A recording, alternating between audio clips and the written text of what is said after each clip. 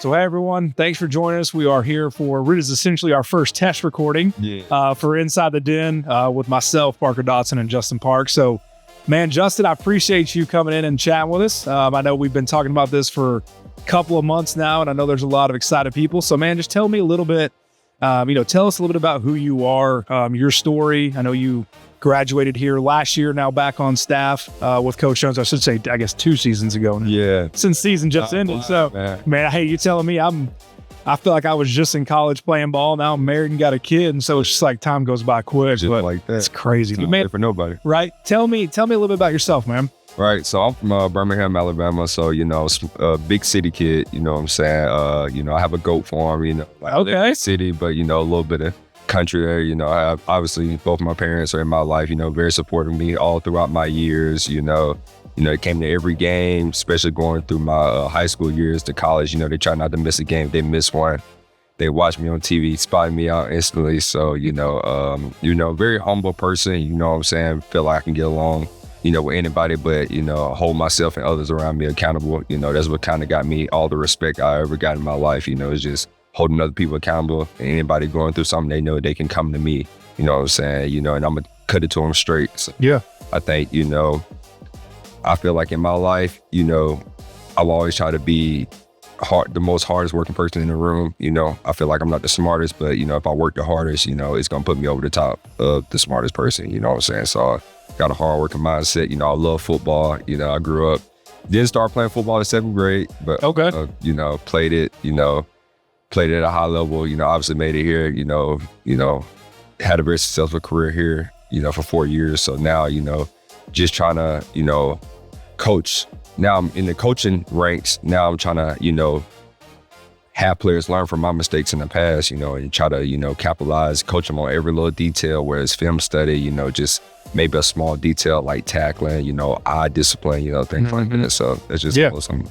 Yeah, I had a chat with Matt Stoles already this morning, who, calls all the games. And he was telling me a little bit about us, telling him that you're going to be the host of this kind of peer-to-peer conversation we're doing. And he was like, man, like, it's one of the things, like, Justin's the perfect guy for it. And he's like, one of the things I love about Coach Jones is, like, you came in as a freshman and you weren't even starting on defense yet. And you were already, like, within weeks, special teams captain, like, already right off the bat. So, there's a cool dynamic there. Like you said, always being that hardest working person in the room, it always shows up. Like, people can see that. I mean, it's one of those things. I never was the most talented one ever, but I always worked as hard as I could, man. And a lot of times hard work beats talent, talent that doesn't work.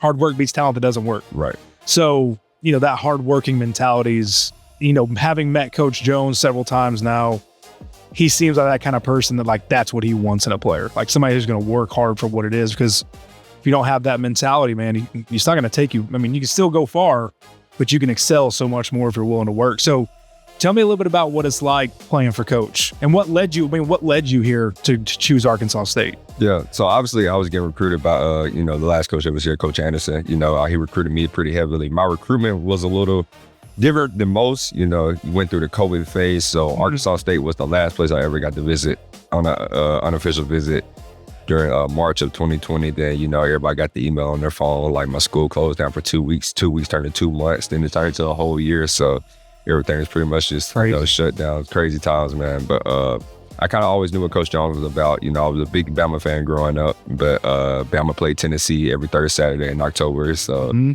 got to see what Coach Jones was about. I always thought he was a good coach. And I knew he got fired, ended up going to Alabama, and then Anderson left, So I had decommitted initially because I committed Arkansas State June of 2020. And then, because we wanted to get the recruitment out the way, wanted to have a home, the uncertainty of COVID. And, Anderson left and, they said they was hiring Coach Jones. So then, he called me, I recommitted obviously. And then, came back, played for him. First year was kind of rough. We went through the hard stages of having a new coach, new culture, you know what I'm saying? Then year 2, we building, still didn't get where we want to, then year 3, we made a big step, beat some teams that, beat the mess out of us the first 2 years I was here. So that was exciting. Then that my final year, just like pushing us, we wasn't the most talented team, but, we were such player-led. You know, we won a lot of games we shouldn't have won. And then, you know, we just, you know, we finally got back to that bowl game, you know, win, you know. So I feel like for the first time in like, 5 years, 6 years. So that was like, you know, a big thing. He sets a culture every day. He's going to push you, you know, leadership. He always tells me, him and Coach Simpson, former coach here, they always just tell me leadership is hard. You know, everybody, when you're a leader, everybody looking at you, you know, especially if you're doing something wrong, you know what I'm saying? They waiting to find something wrong that you're doing. So you always got to try to always be right, you know what I'm saying? And you got to do what's unpopular to some, you know what I'm saying, to benefit the majorities. Yeah, absolutely. Tell me real quick that transition from wrapping up your playing career to getting on the coaching staff. What was that transition like? How did it happen? Coach reach out to you, say, hey, here's what I'm thinking. How's that been going for you? I think I went to so I was originally coaching at my high school. Gardner High School in Alabama. I was coaching there, you know, and I was working a job, obviously. You know, I did the pro day training or whatever. It wasn't good enough to make it, you know, but it was all good because I always knew I was going to be coached, you know what I'm saying? So I was coaching at my high school. Then I drove up to the Arkansas game. You know, I was on the sideline, you know. Then I guess, you know, everybody just like missed my presence, you know what I'm saying? Like the impact I had on that team, you know what I'm saying? So they decided to let me come back in a player development role. So just doing all the community service since I'm invested in the community. Yeah. So they had me doing a lot of their community service things of that nature. And then also coaching defense, you know, Coach McCarley, me and him close, you know what I'm saying? He coached me my senior year. Then, you know, I was like one of the easy guys. He's out.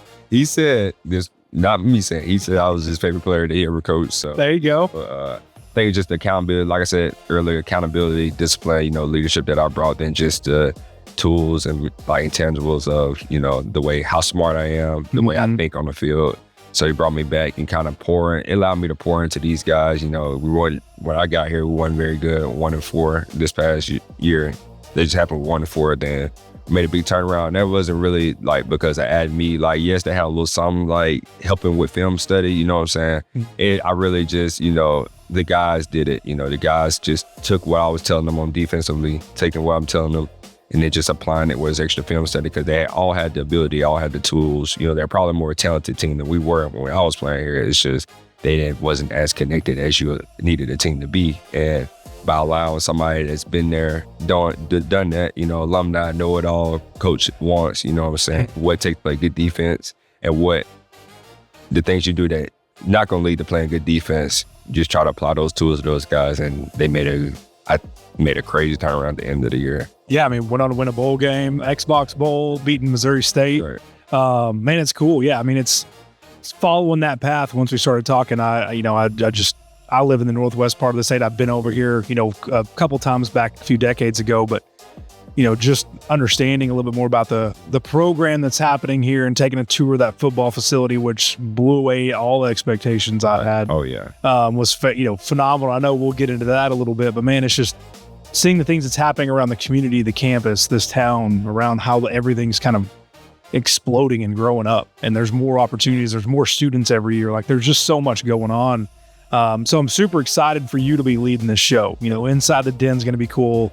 You know, we're going to be talking NIL. We're going to be talking student culture, things like that. Tell us a little bit more about what you're excited about the podcast show you got going on. I'm just excited, man, for everybody to see, you know, what A-State's really about. You know, everybody has this conception, you know, outside, like what goes on in a student athlete's life.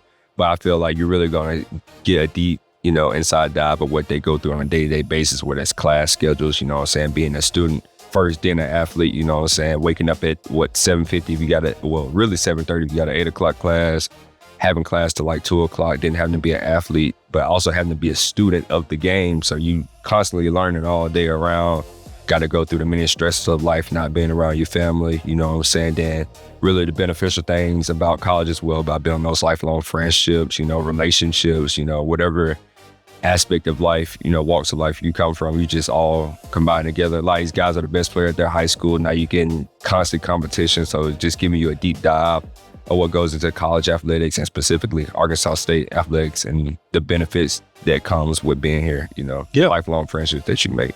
Yeah, absolutely. So I know, like I said, we'll talk a little bit of NIL in these conversations too. I mean, there's I think a common misconceptions a lot of times with NIL. It's, you know, I've always been a student athlete, so I'm always like, yeah, pay players. Like when people realize the amount of work, I played smaller college ball, and man, even at smaller college ball, it's like, we may have in season, we may have film at 6:30 in the morning. Then you got class. Yes. Then you got practice at the end of the day.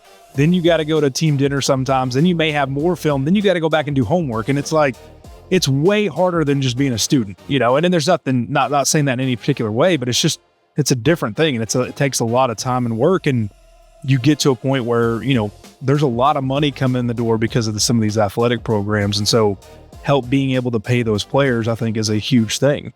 So like real quick, let me grab like your perspective on what NIL is. Like, in my belief is, with what NIL actually is, there's so much more that actually goes on with it that people don't think of. They just think, oh, well, these players are getting money, yada, yada. But like how much it actually helps them and helps their families. Like, tell me a little bit about your perspective on that from an NIL basis. Yeah, I think you can't ask really nobody better, to be honest with you. I went through basically both phases of it. I went through the old school and now the new school. I was 2 years old school, 2 years new school. So I could really give you a good detailed thing about that. So, first 2 years, you're living off this amount of money that you're going to get every month and a half. So then it's not really a lot, you got to buy groceries. So it really, athletes, we're going to burn a lot of calories, burn a lot of weight off. So we need food to replenish that, So cafeteria has some hours, and then, the quality, the hours that you can get to eat aren't what you need all the time, especially for a weight gain guy like myself. I need to gain weight, so I know I had to go home and cook, but you gotta buy groceries, and then boom, I gotta drive to the facility every day. We could also walk. Some guys live off campus, so you gotta drive every day, so you gotta pay for gas. It's just NIL really helps out guys. You can buy food. You can buy anything that you need. You can have fun outside of football too. So you can truly build those connections. You gotta do little things outside of football, like, hey, let's go bowling, let's do things like this. So NIL really helps because to see what athletes have done for the game, how much money they bring into institutions by jersey sales, things like that. It feels like, if the athletes truly deserve to get a percentage of that as well, of the jersey sale, things like that, marketing, because we're showing our brand through the university, bringing money, revenue, all that, jersey sales, like I was saying. It's NIL really benefits.